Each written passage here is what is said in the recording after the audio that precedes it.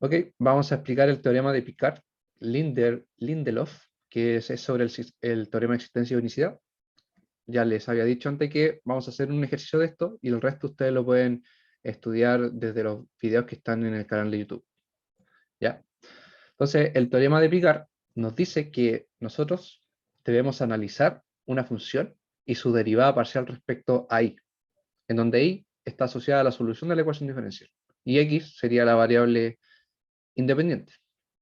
Entonces, lo que uno hace es determinar el dominio de esta función y de su derivada parcial, y mediante este dominio, básicamente uno ve o determina en qué rango está definido el x y el y, y, y con esto se especifica una región en la cual uno puede asegurar que existen soluciones y que son únicas. ¿Ya? Ahora, vamos a ir viendo que si de cumplirse el teorema de Picard se define esta región y se define que existen soluciones y son únicas, pero que si hay puntos fuera de esta región, es decir, que no se cumple el teorema de Picard, no nos entrega nada de información respecto a esto. ¿Ya? Pero vamos a ir viéndolo con el ejemplo y les voy a ir explicando a lo que me refiero.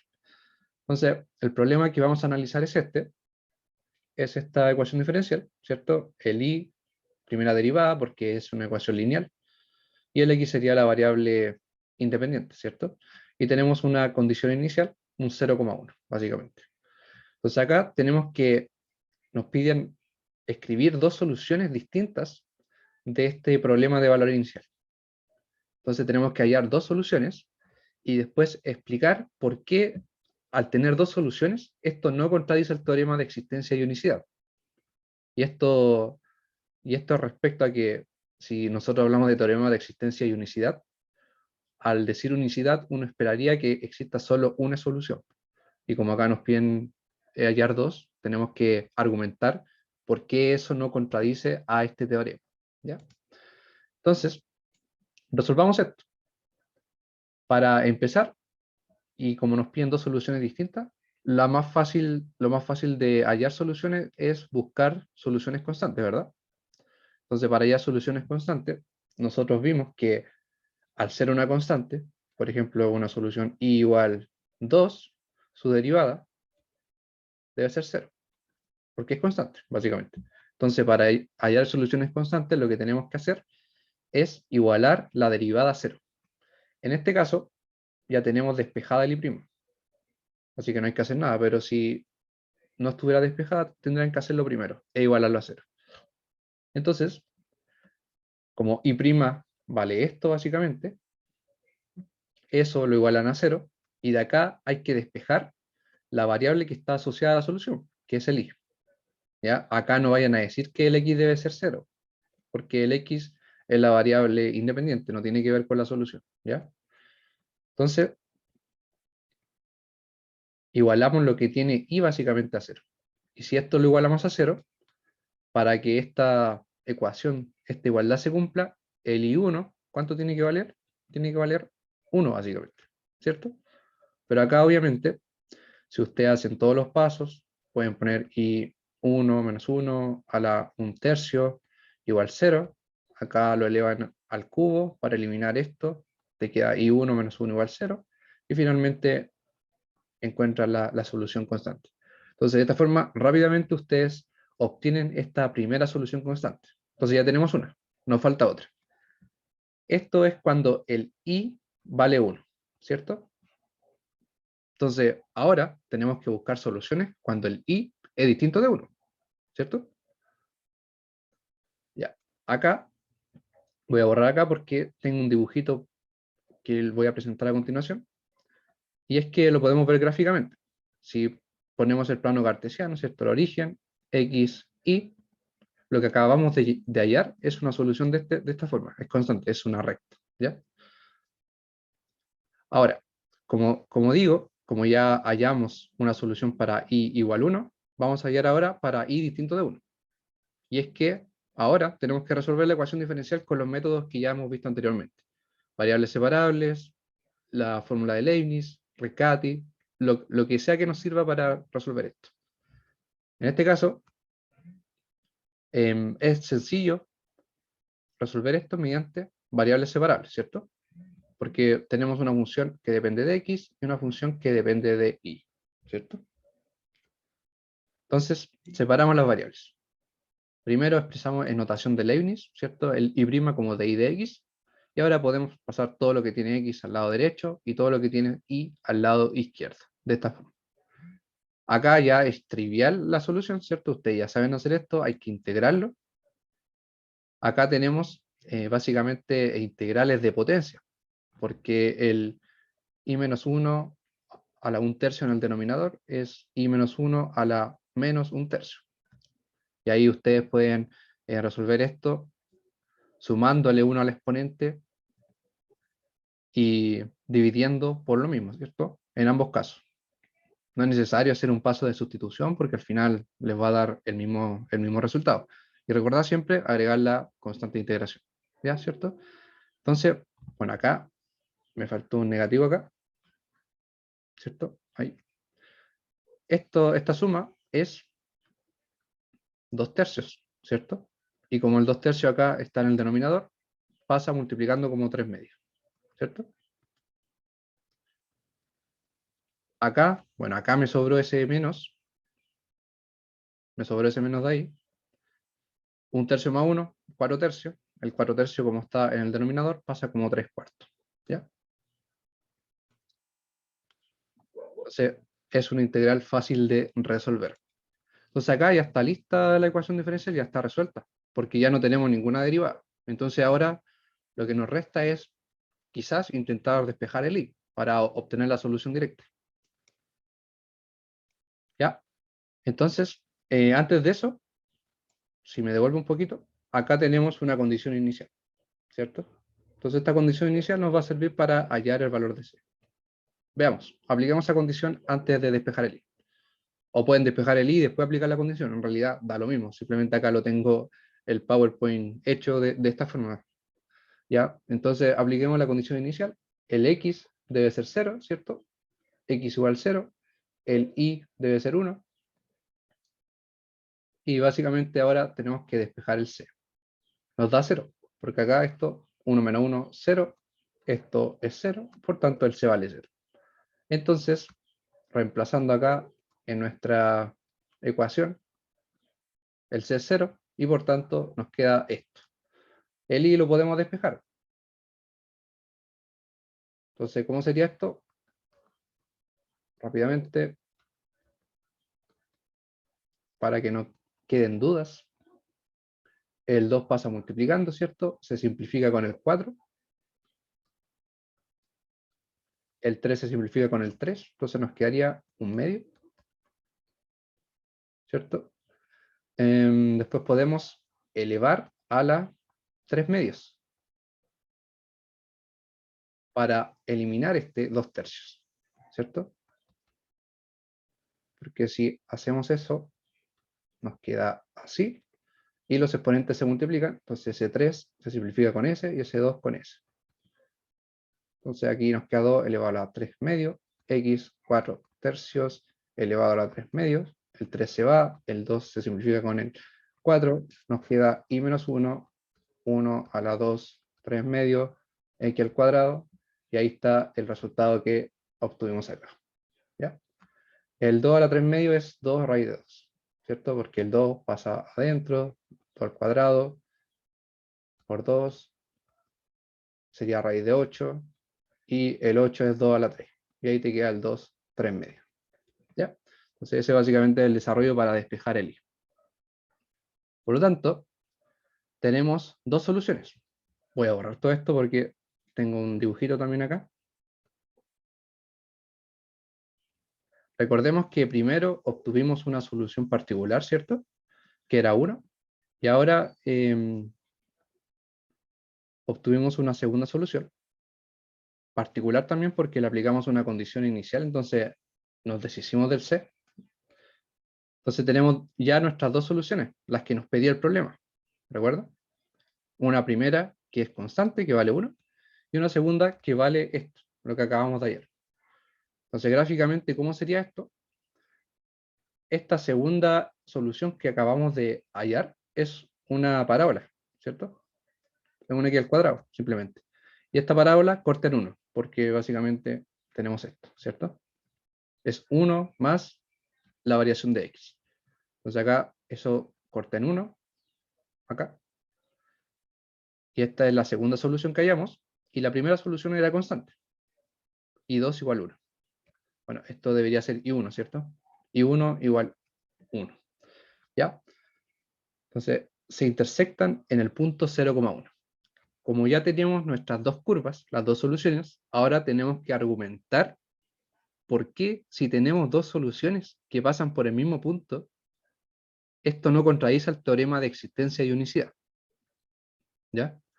Entonces, para ello, expongamos el teorema de existencia y unicidad, es decir, hallemos la función, la derivada parcial que les mostraba, y determinemos la región en la cual trabaja el teorema de existencia y unicidad. ¿Ya? Entonces, necesitamos una función y su derivada parcial respecto a ella. ¿Ya? Esto de acá es básicamente la función derivada parcialmente respecto a ella. ¿Ya? Voy a usar esa notación por comodidad. Entonces, ¿cuál es la función? La función, si me devuelvo al principio, acá está el teorema de Picard, necesitaba una función y su derivada parcial. La función es el I', ¿ya? La función es el I'. El I' es este, x a la 1/3 por I menos 1 elevado a 1/3. Entonces, si me devuelvo, me devuelvo, tenía esto, ¿cierto? La función entonces es la ecuación diferencial con el I' despejado, ¿cierto? Esa, x a la 1/3 y menos 1 a la 1/3. Esa va a ser nuestra función. Y ahora esa función entonces la tengo que derivar parcialmente respecto a y. Cuando yo derivo parcialmente respecto a una variable, entonces todas las demás variables son constantes. Por tanto, este x a la 1/3 es constante. Por tanto, la derivada es sencilla. Si derivo esto respecto a y, el 1/3 debe bajar, ¿cierto? Le resto 1 y luego por regla de la cadena derivo ahora el argumento de i menos 1, lo cual sería 1. Por tanto, 1/3 menos 1 sería 1 menos 3 sobre 3 menos 2/3. ¿Ya? Y ahí nos queda nuestra derivada parcial, ¿cierto? El 1/3 y este 2/3 que está en el denominador es porque es negativo. Simplemente lo escribí de esa forma. Y el x a la 1/3 se mantiene constante porque estoy derivando parcialmente. ¿Ya? Entonces esa es la derivada parcial. Entonces ahora yo ya tengo mis dos, digamos, ingredientes para exponer el teorema de Picard. Tengo la función, que básicamente es el I' o el di sobre dx, y tengo su derivada parcial respecto de y. ¿Ya? Entonces, tengo que analizar estas funciones, tengo que analizar estas funciones. No me deja borrar. Qué raro. Ahí está. Ya, entonces tengo estas funciones y lo que necesito ahora es especificar el dominio de x, el dominio de y de esta función y también de su derivada. Es decir, necesito ver las restricciones que tienen las dos variables. Y en este caso yo le llamo dominio, pero en realidad pueden decirle la región o como quieran en realidad. Solamente es ver los intervalos en los cuales el x y el y están bien definidos. Para el primer caso, para la función f, el dominio de f sería r cuadrado. ¿Por qué r cuadrado? Porque estoy especificando al mismo tiempo el dominio para x y para y. Entonces esto sería r por r. El primer r, o sea, el primer conjunto de los reales, es para x y el segundo para y. Pero se suele expresar como r cuadrado. ¿Ya? De seguro ya habían visto eso antes. ¿Y por qué el dominio es solo reales para ambas variables? Es porque acá, si se fijan, es un x a la 1/3, no tiene ninguna clase de restricción, y el i menos 1 también está a la 1/3. Son funciones son funciones polinómicas, son continuas, ¿ya? Entonces no tiene ninguna clase de restricción. Pero en el caso de FI, es decir, de la derivada parcial respecto de I, ahí sí hay una restricción porque el I menos 1 está en un denominador. El X está bien definido para todos los reales, pero el I menos 1 no. Entonces ahí el dominio o la región, yo creo que es más bien esto una región, porque estoy especificando dos variables más que dominio, ¿cierto? Si fuera dominio sería solo una variable. Yo creo que ahora que lo pienso es más adecuado hablar de región que dominio. Entonces la región para la función f de i sería R para el X, ¿cierto? Está bien definido en todos los reales, es continua. Y para el I sería los R menos el 1, porque básicamente el I debe ser distinto de 1, para que esté bien definido. Entonces lo que hicimos acá es ver básicamente el intervalo en donde las funciones estas están bien definidas, es decir, son continuas. ¿Ya? Entonces, a partir de estas dos restricciones, de esta de acá de arriba y de esta, tenemos que hallar la región en la cual es continua en la ecuación diferencial, básicamente. Entonces, ¿cuál sería esa región? Sería una región R, un conjunto R, con los X e Y pertenecientes a los reales, tal que el Y debe ser distinto de 1. Esa es la única restricción que tengo, ¿cierto? Y esta región se obtiene al intersectar la región 1 con la región 2, ¿cierto? Esto básicamente son condiciones para que esté bien definida la función. La condición del f y la condición de la derivada de f, ¿cierto? Entonces, si yo intersecto ambas condiciones, que en este caso, como se dan cuenta, no son iguales, esta con esta, si yo las intersecto, hallo la región en la cual está bien definida la función y por tanto es continua en esta región. ¿Ya? Si no se entiende lo que digo, me preguntan nomás, ¿ya? Porque es importante. Es importante que entiendan que estamos sacando la región en la cual es continua la ecuación diferencial a partir de las condiciones de f y de la derivada de f respecto de y. Entonces, ¿cuál sería esta región gráficamente? Sería esto, ¿ya? Sería todo el plano xy menos cuando el y vale 1. Esta zona que dejé acá en blanco. Esta parte no pertenece a la región R, ¿ya? Entonces, el teorema de Picard trabaja solo en la parte amarilla, ¿ya? Por lo tanto, en la parte amarilla, es decir, en la región, en el conjunto R, uno puede asegurar que va a existir alguna solución y que va a ser única.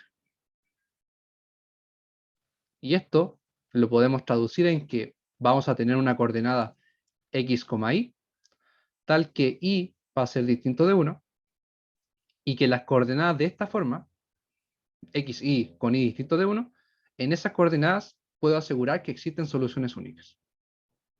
¿Ya? Solo en esas coordenadas de esa forma, cuando el y es distinto de 1. Sin embargo, ¿qué pasa en la región, en el conjunto de puntos que no pertenece a la región? En este conjunto de puntos, de acá, que no pertenece a la región, el teorema de Picard no entrega información. Entonces, digamos que esa región de ahí es rebelde. Puede existir solución como puede que no. Hay que hacer otros análisis para determinar qué está pasando en esa zona. Entonces, en los puntos cuando el i vale 1, es decir, en los x, 1, esto es cuando i vale 1, en estos puntos de esta forma, quizás existen soluciones. Quizás. Puede que sí, puede que no. No sabemos. ¿Ya? Y quizás, si es que existen soluciones, son únicas. ¿Ya? Entonces, ¿por qué? Si yo obtuve dos soluciones de la ecuación diferencial, ¿esto no contradice el teorema de Picard?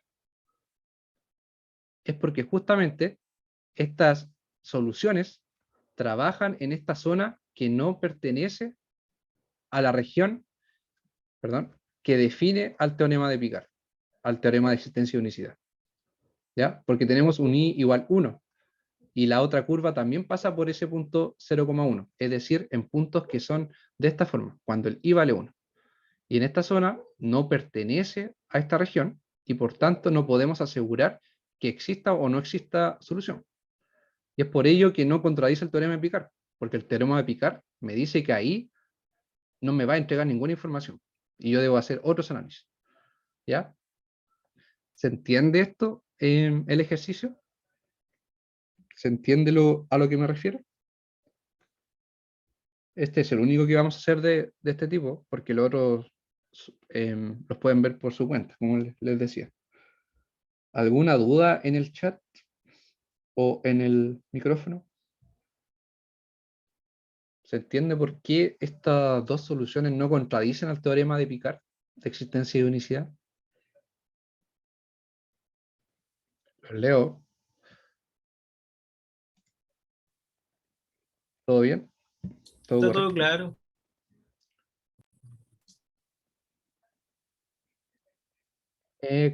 Sí, Esteban, pero más que cumple, yo diría que no contradice, porque que cumple el teorema es que pertenezca a esta región. Pero como no pertenece a esa región, no hay información ahí, no se contradice. ¿Ya? Ok, ok. Entonces eso básicamente, ya después si lo pueden revisar de nuevo y si hay alguna pregunta me la pueden hacer por WhatsApp o por correo, como quieran. ¿Ya? Entonces así funciona el teorema de Picard. Expresan la función f, expresan su derivada, sacan la región que tienen en común, es decir, la intersección de las condiciones, y ahí van analizando lo que esté dentro de esa región. Vamos a tener soluciones únicas, y lo que está afuera puede pasar cualquier cosa fuera de esa región. ¿Ya? Eso es básicamente. Ya. Ahora me voy a cambiar de PowerPoint porque eh, voy a abrir otro PowerPoint para empezar a ver aplicaciones. A ver si lo encuentro acá. Ya.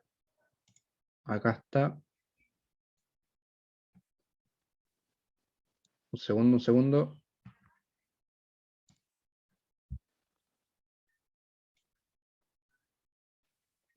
Ya, acá está. Voy a proyectarlo ahora.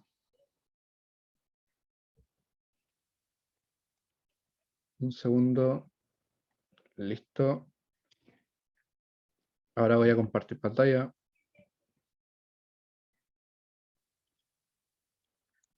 Ya.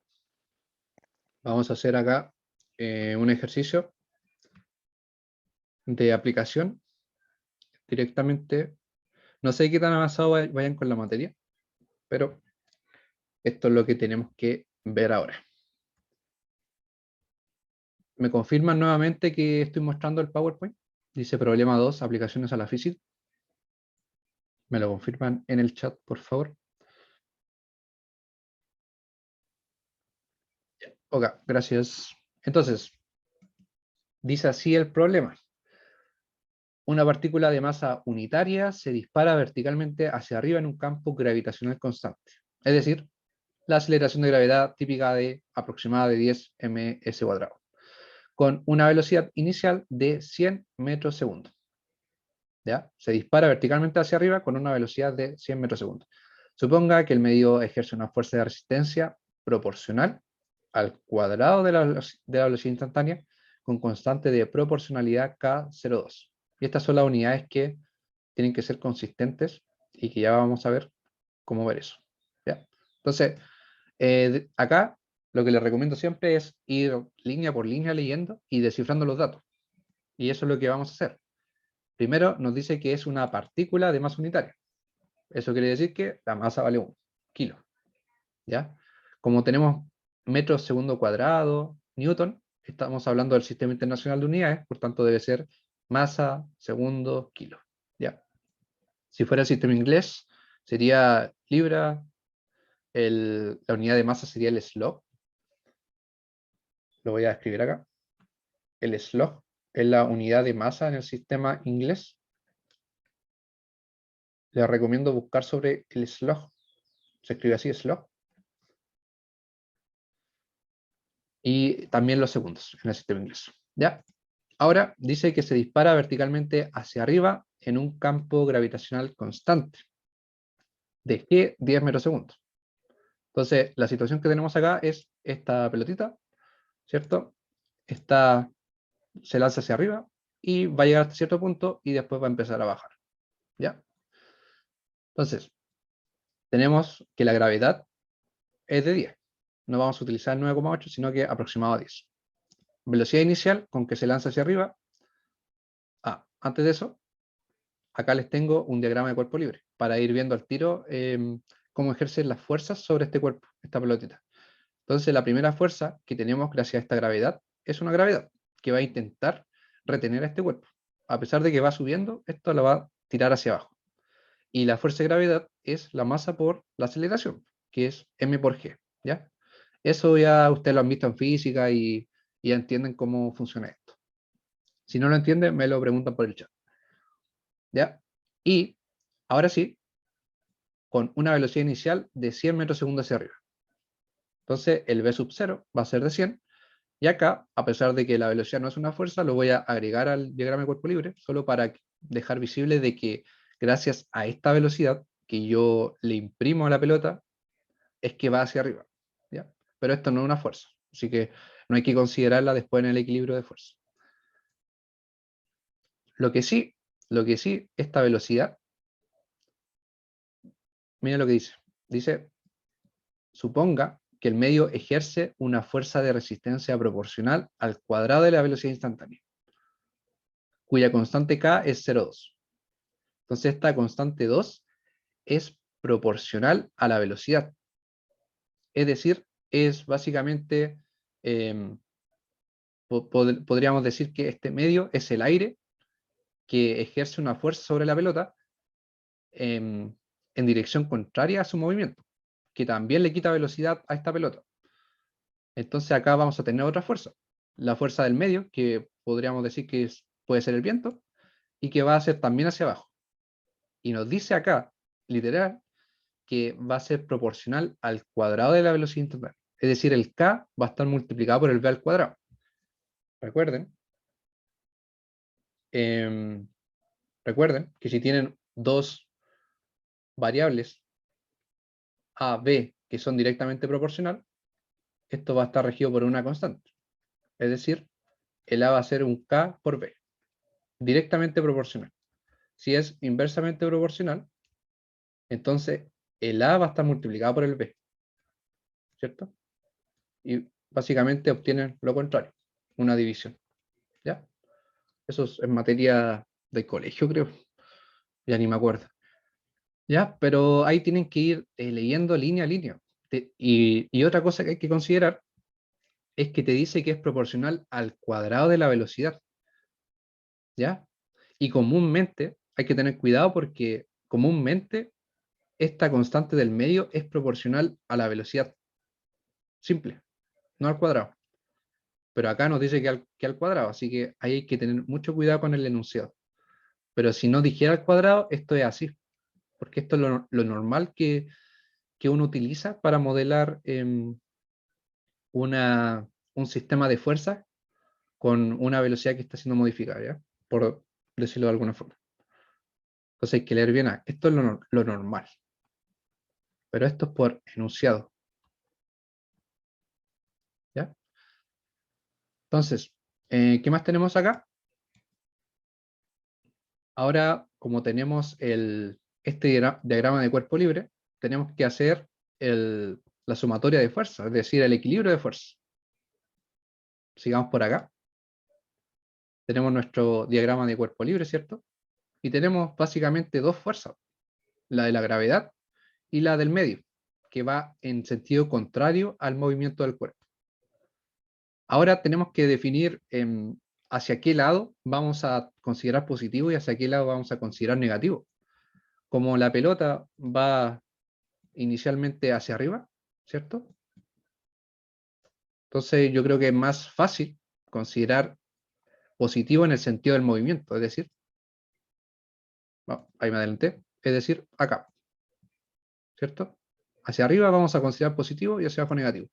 Pero esto en realidad da lo mismo. Pueden hacerlo al revés.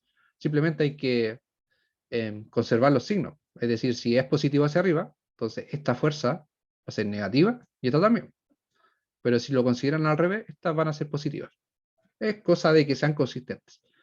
¿Ya? La sumatoria de fuerzas, por segunda ley de Newton, es igual a la masa por la aceleración, ¿cierto? Ahora, expresemos las fuerzas. Básicamente, la sumatoria de fuerzas, como dijimos, es la masa por la aceleración. Y acá tenemos que agregar todas las fuerzas que tenemos presentes. El peso y la fuerza que ejerce el medio. Negativos, porque, como dijimos, definimos positivo en sentido del movimiento. Hacia acá. ¿Ya?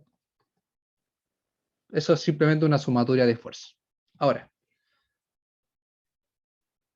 sumatoria de fuerza igual masa por aceleración, pero nosotros sabemos que la aceleración es la derivada de la velocidad, ¿cierto? Y también sabemos que la aceleración es la segunda derivada de la posición, ¿cierto? O bien, esto puede ser como... sí, está bien. No, está bien, está bien. ¿Ya? Entonces, de esa forma lo podemos expresar. En vez de aceleración, podemos poner posición o podemos poner velocidad. Como estamos trabajando con ecuaciones de primer orden, ¿cuál de estas tres alternativas voy a utilizar? Esta. Porque esta tiene primera derivada, que es lo que estamos estudiando actualmente. Ya después vamos a poder resolver ecuaciones diferenciales de segundo orden. Pero nos vamos a quedar con la segunda opción. Entonces la aceleración es la derivada de la velocidad, ¿cierto? Entonces acá ya tenemos expresada, si despejamos esto, dividimos por la masa. Acá tenemos nuestra ecuación diferencial. Es una ecuación diferencial de primer orden. No es lineal, porque tenemos el b al cuadrado, ¿cierto? Pero es de primer orden, ¿ya? Es de primer orden. Es de primer orden y no lineal. ¿Cómo podemos resolver esto? Acá directamente, como no tenemos ninguna variable t acá que nos modifique esto, podemos separar variables. Y eso es mucho más rápido de hacer que empezar a aplicar cualquiera de los otros métodos de, no sé, de Bernoulli o Riccati o cualquiera de esas cosas. Pero antes de resolverlo, podemos reemplazar las constantes. El g vale 10, ¿cierto? G vale 10. La masa es unitaria, por tanto esto se nos va. Y el k vale 0,2. ¿Ya? Entonces acá ya tenemos lista nuestra ecuación diferencial. Y como dijimos, lo vamos a resolver con variables separables. ¿Ya? Entonces sigamos por acá. Vamos a separar las variables. Ponemos todo lo que tiene b al lado izquierdo, todo lo que tiene t al lado derecho. Y vamos a integrar. ¿Ya? Aplicamos la integración. La integral de este lado es simplemente menos t más una constante, y la integral de este lado izquierdo, ¿qué sería esto? Esto se parece mucho a esto, a la integral de 1 sobre 1 más x cuadrado de x. Y esto es la arcotangente de x, ¿cierto? Cada vez que tenemos algo más algo al cuadrado, eso me indica que posiblemente esto sea de la forma del arco tangente. Entonces acá tenemos un 10 más 0,2 por algo al cuadrado. Entonces, por tanto, si lo hacemos paso a paso, tenemos que modificar esto para dejarlo como algo más x al cuadrado, sin este 0,2 que estáis molestando. Entonces, modifiquemos esta integral. El 0,2 lo podemos expresar como un quinto, ¿cierto? Y ahora, para dejar esto como 1 más algo al cuadrado, factoricemos por 10 para dejarlo con 1, ¿ya? Ahí está. Lo factorizamos por 10 y ahora nos queda 1 más esto por esto al cuadrado. Nos falta modificar un poco esto para dejarlo que todo esto esté al cuadrado. ¿Cómo vamos a modificar eso? Simplemente podemos expresar ese 50 de acá como raíz de 50 al cuadrado, ¿cierto? Esto es lo mismo que 50, obviamente. Entonces eso es lo que vamos a hacer. Entonces, tenemos esto, ¿cierto? Acá lo que hice fue agarrar ese 10 y pasarlo multiplicando, ¿ya? Nada más. Nos queda menos 10t más 10c, en donde esto es también una constante, ¿cierto? Si a este le ponemos c1 y a este c2, lo podemos expresar de esa forma. Ya. Ahora, como dijimos, podemos expresar el 1 sobre 50 como raíz de 50 elevado al cuadrado. ¿Y por qué? Porque de esta forma ahora, como este está al cuadrado y este está al cuadrado, podemos juntar ambos en un b sobre raíz de 50 al cuadrado, ¿cierto? Porque tienen el mismo exponente. Básicamente hicimos esto, ¿cierto? Y acá, en estricto rigor, como les digo, este es un C1 y este es un C2. Con C2 igual a 10C1. En estricto rigor. Pero a mí me gusta pensar de que la constante C va absorbiendo las demás constantes. Ya. Entonces, si se fijan, ya tenemos la integral de 1 sobre 1 más algo al cuadrado. Y dijimos que esto era la arcotangente de ese algo, ¿cierto? Y ese algo sería esto. Entonces el resultado es la arcotangente de ese algo. Ya, pero aquí me pegué un carril, una falacia, y es que el resultado de esto, lo voy a escribir de nuevo, el resultado de esta integral, que es una integral por tabla, podríamos decir que es lo siguiente. Es así. Entonces el resultado de esto sería así, básicamente. ¿Ya? Ese sería el resultado cuando el X está modificado. Y lo malo es que ahora se me va a borrar al pasar a la siguiente, porque este PowerPoint no lo hice como los más actuales. Básicamente, este pasa multiplicando. Bueno, pero ahí ustedes pueden buscar cuál es la integral por tabla que da el arco tangente. Ahí van a ver cómo es la forma de esta integral. Pero básicamente, estos son los pasos que uno hace para modificar y que dé el resultado si uno lo estuviera haciendo a mano, porque si meten esto a Wolfram, les va a entregar el resultado al tiro. Pero pensemos en que esto normalmente ustedes lo tienen que resolver en una prueba presencial, en un papel, escribiendo todo a mano, paso por paso. ¿Ya? Entonces esto, con la constante c perteneciente a los reales, es básicamente la solución de la ecuación diferencial de acá. Entonces con esta ecuación, que es implícita porque no hemos despejado el v, ustedes modelan cómo cambia la velocidad en el tiempo de esta pelota que va subiendo y después va bajando. ¿Ya? A pesar de que hablamos solamente de la parte que subía, esta parte sigue modelando también la otra mitad, ¿ya? Por si acaso. Ya. Entonces esta es la solución general, velocidad en función del tiempo, solo con condiciones del medio, ¿cierto? Solo con las fuerzas que actúan sobre el cuerpo. Seguimos por acá. A esto, ahora le podemos aplicar las condiciones iniciales para calcular el valor de C, ¿cierto? La condición inicial es que la velocidad es 100, la velocidad con la que al principio lanzamos la pelota, y eso lo entrega el enunciado. Entonces, si aplicamos la condición inicial, el t va a valer 0 porque es una condición inicial, y la velocidad va a valer 100, ¿cierto? Velocidad 100, tiempo 0. Y acá podemos despejar el c, esto se cancela, ¿cierto? Y el c vale lo que está acá. Ahí está el valor de c. ¿Ya? Por tanto, ahora yo reemplazo acá el c y obtengo mi solución particular implícita, porque aún no ha despejado el B, ¿ya? Entonces esa sería la ecuación diferencial, o también se le puede llamar una ecuación de evolución de la velocidad, porque representa el cambio de la velocidad en el tiempo, ¿ya? Esa es la ecuación. Ahora, ¿qué es lo que nos pedía el enunciado? Veamos. Miren, lo que acabamos de hacer es solo trabajar con el enunciado y exponer la solución a este problema. Pero ahora veamos qué nos pide.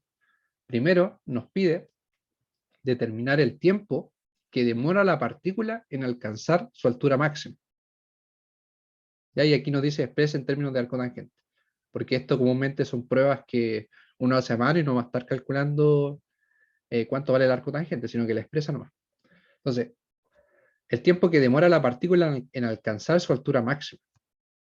Volvamos al resultado anterior. Y acá les puse un dibujito. Esto es lo que teníamos antes, ¿cierto? Lo que hallamos. Y básicamente la altura máxima se consigue en el vértice de esta especie de parábola, ¿cierto? Y cuando se consigue la altura máxima, la pelota se detiene instantáneamente y cambia de dirección hacia abajo. Y esto implica que la velocidad se hace cero, porque se detiene, ¿ya? Entonces esa es la condición que uno utiliza siempre para calcular la altura máxima. Es decir, que la velocidad debe ser cero. Y lo que nos piden es el tiempo cuando llegamos a esta condición de altura máxima, es decir, el tiempo cuando la velocidad se hace cero.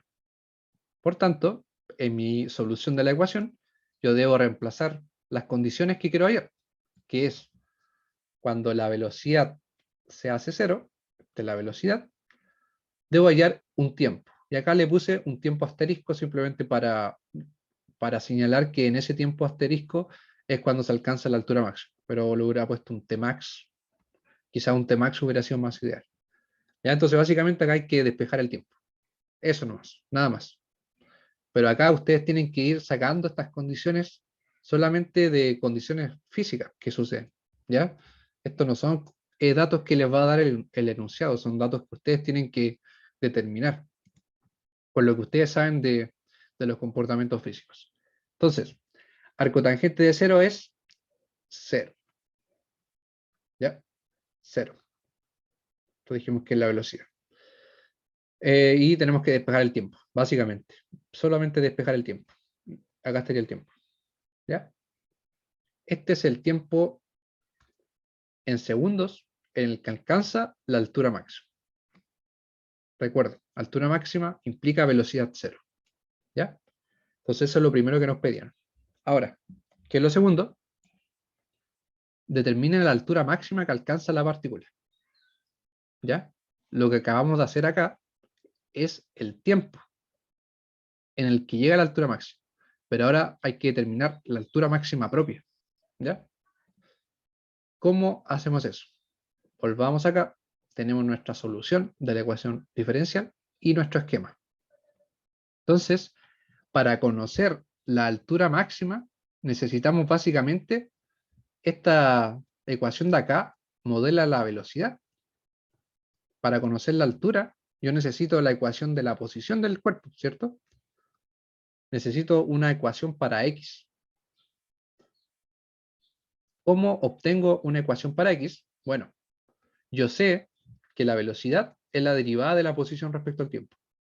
Entonces acá yo ya tengo una relación para obtener una ecuación para X.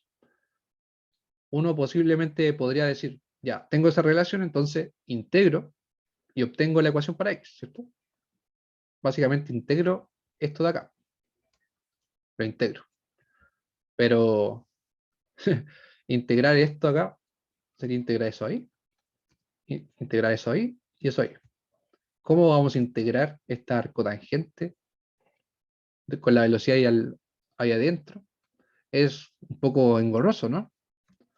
Entonces, integrar respecto al tiempo puede que no sea la solución más ideal para este caso. Acá lo escribí. Integrar esto es muy engorroso, pues B depende del tiempo y habría que despejar B de su ecuación implícita, ¿cierto? Porque está metido acá entre medio. Entonces, no nos sirve integrar respecto del tiempo, cambiemos esta variable. ¿Ya? Cambiemos esta variable. La ecuación diferencial original era esta, ¿cierto? Esta es la ecuación que nosotros resolvimos y obtuvimos esa expresión grande que estaba anteriormente, con la arco tangente, algo acá, más arco tangente, ¿cierto? Esa es la ecuación diferencial original. Entonces, el objetivo acá es dejar de integrar respecto al tiempo, ¿cierto? Porque como dijimos, esta expresión de acá era muy engorrosa para integrar. Entonces, ¿qué me conviene acá más en esta ecuación? ¿Integrar respecto del tiempo o integrar respecto de la velocidad? Si yo trabajo respecto de la velocidad, esto se simplifica bastante. ¿El tiempo? Es que acá depende del tiempo, y como la velocidad es función del tiempo, está implícita. Entonces acá esto es muy difícil de integrar, porque esta expresión es gigante, ¿ya? Entonces lo que vamos a hacer es, me adelanté ahí, en vez de trabajar respecto del tiempo, que es esta ecuación diferencial que acabamos de resolver, la vamos a trabajar respecto de la velocidad, ¿ya? Vamos a trabajar respecto de la velocidad en vez de respecto al tiempo. ¿Y cómo haremos eso? Recordemos que la velocidad es igual a la derivada de la posición respecto al tiempo. Si yo me fijo acá en la ecuación diferencial, tengo dv respecto a dt. Tengo este dt, tengo este dt que está acá. Pero para agregar un término de velocidad acá, me falta este dx. Entonces lo que hago acá es una modificación algebraica. Lo que hacemos es agregar la variable que falta. Es decir, acá me falta para juntar con este dt un dx, tal que este dx dt después va a ser la velocidad. ¿Ya? Y para agregarla y para no modificar la ecuación, uno lo agrega en forma de un 1 conveniente. Este dx vale 1, ¿cierto? Entonces yo no modifico de esa forma la ecuación. Entonces al agregar esto, que es lo que yo necesito, ¿cierto? Esto vale 1. Después puedo conmutar estos denominadores. Los puedo cambiar de posición porque se está multiplicando. ¿Se fijan? Tengo dt, tengo dx y ahora los conmuto. Dx, dt. Los cambié de posición. Y ahora esto, dx, dt, es la velocidad. ¿Se fijan? Entonces esto es algo muy común que se hace. Entonces básicamente teníamos el dv dt, luego lo multiplicamos por un dx dx, que es un 1 conveniente, y luego cambiamos los denominadores. Porque esto es la velocidad. Eso es lo que hicimos. ¿Ya? Recuerden que esto está grabado y está en el canal de YouTube. Si no lo entienden ahora, véanlo de nuevo y con calma. Si pueden pausar, retroceder, todo lo que necesiten. Y si aún no entienden después, me pueden preguntar. No hay problema. Estas son cosas que se suelen hacer en cálculo. Ustedes tienen que considerar siempre que si tengo dv/dt o cualquier cosa, lo de arriba no está fijo a lo de abajo. Es decir, esto no es que tenga que trabajar con todo esto al mismo tiempo, sino que esto de acá arriba se está dividiendo por esto de acá abajo. Entonces yo puedo operar con este diferencial y con este diferencial. Yo los puedo modificar, los puedo mover, ¿ya? Son variables distintas. No es que uno esté pegado al otro y tenga que trabajar fijamente con eso, ¿ya? Estos son valores, ¿ya? Tienen que tener bien en claro eso. Entonces, esto de acá es la velocidad. Por tanto, miren, nos queda esto. Es una nueva ecuación diferencial y que al resolverla me va a quedar en función de la velocidad. Entonces esto, nuevamente puedo separar variables, tiro todo lo que tiene b a la izquierda, tiro todo lo que tiene x a la derecha, ¿cierto? Básicamente esto pasa dividiendo y esto pasa multiplicando. variables separables, como dijimos, y hay que resolverlas. Ponemos integración. Fíjense que acá, para resolver esta integral, tenemos un b arriba, y abajo tenemos un b al cuadrado, y los demás son constantes. Entonces, para que el resultado de esto sea un logaritmo natural, lo de arriba debe ser la derivada de lo de abajo. La derivada de lo de abajo es 0 más 0.2 por 2 por b, ¿cierto? Es decir, 0,4 por b. Arriba ya tengo el b, me falta agregar un 0,4. Entonces lo que podemos hacer acá es agregar otro 1 conveniente, es decir, un 0,4 que nos falta y dividir después por 0,4, porque esto es un 1 y no modifica la ecuación. Y de esa forma el resultado va a ser 1 sobre 0.4 por logaritmo del denominador. ¿Ya? Son cosas de integración que ustedes tienen que saber. Entonces, tenemos que agregar un 0.2 por 2, que era el 0,4, arriba, y se lo dividimos por 0,4 también para que sea un 1 conveniente. Por tanto, el resultado de esto es el logaritmo del denominador. 1 sobre 0,4 es 5 medios. ¿Ya? Y la integral del lado derecho claramente es x más una constante. Entonces, esto es la solución de la ecuación diferencial que yo modifiqué. Teníamos esto, ¿cierto? Y yo la modifiqué de cierta forma. Y ahora esta ecuación diferencial la resolví y me dio esto. Y miren, fíjense la expresión que me dio.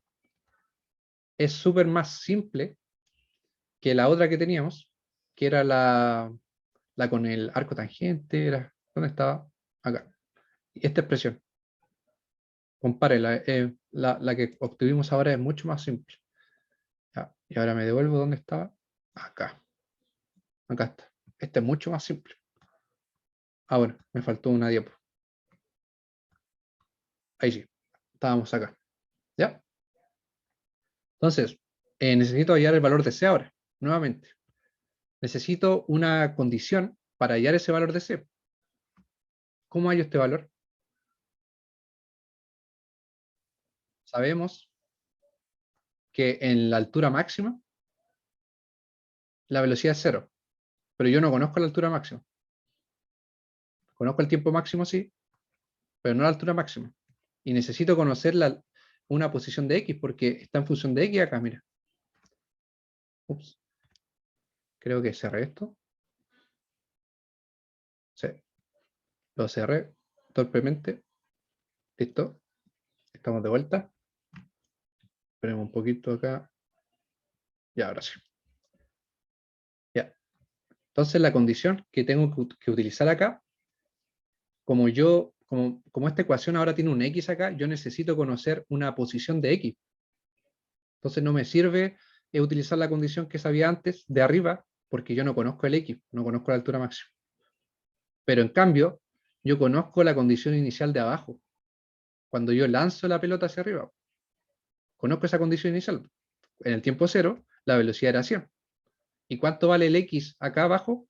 Vale 0 también. ¿Cierto? Entonces, esa condición inicial también la puedo sacar por análisis del problema. Y básicamente ahora reemplazo el B por 100 y el X por 0. ¿Ya? Entonces ahí hay otra condición, la condición de cuando yo estoy en el suelo y tiro la pelota hacia arriba. ¿Ok? Entonces con esto, el C vale esto, básicamente eso es 0, y esto se puede operar acá, da 2010, y te queda 5 medios logaritmo de 2010. Ahí está el C.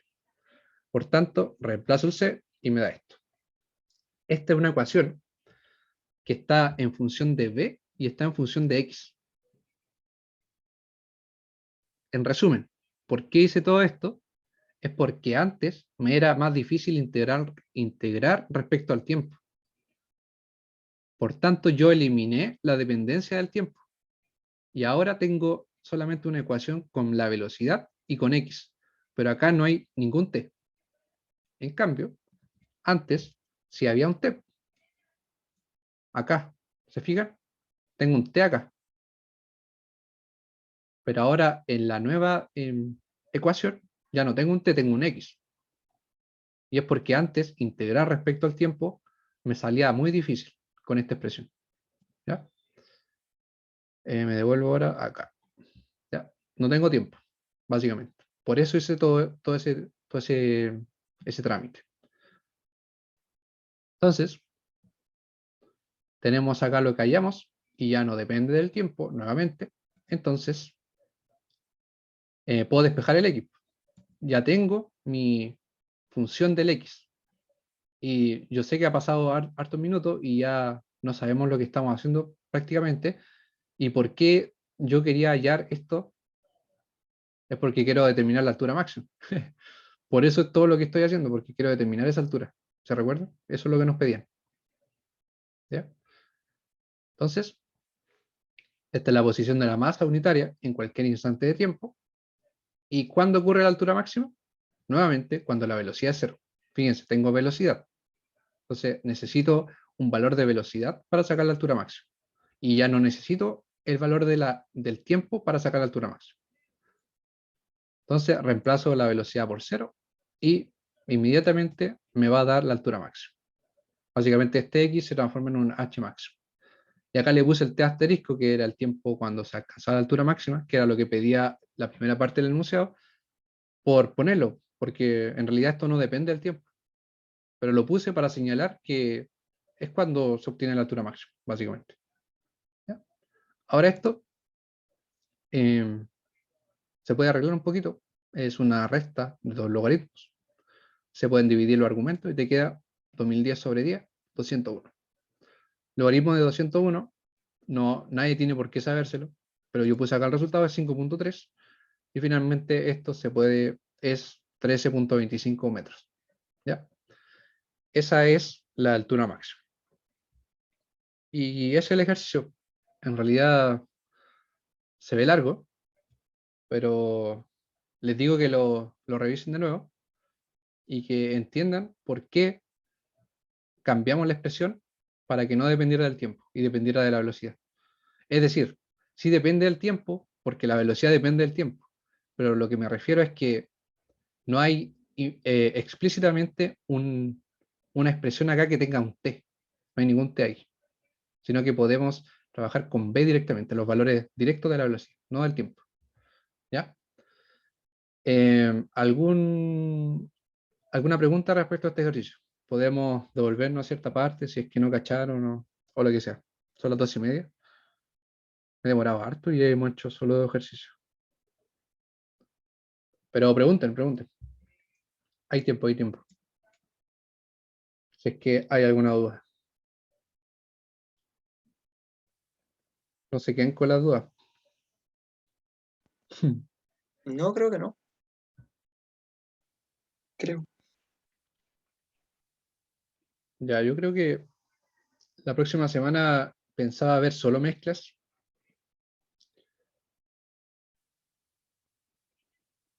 Sí, sí, sí. Tienen que pensarlo como que es físico. Si las ecuaciones diferenciales se utilizan para modelar problemas de la realidad. De hecho, yo diría que el curso más importante de todos los matemáticos. Lo van a usar harto después. Me dijeron la semana pasada que eran de química, así que de todas formas lo van a usar.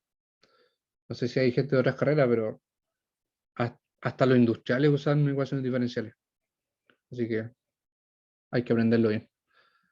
Ya, yo creo que, aunque hicimos solo 2 ejercicios, deberíamos dejarlo hasta acá, porque son las 2:30 ya, llevamos 1 hora.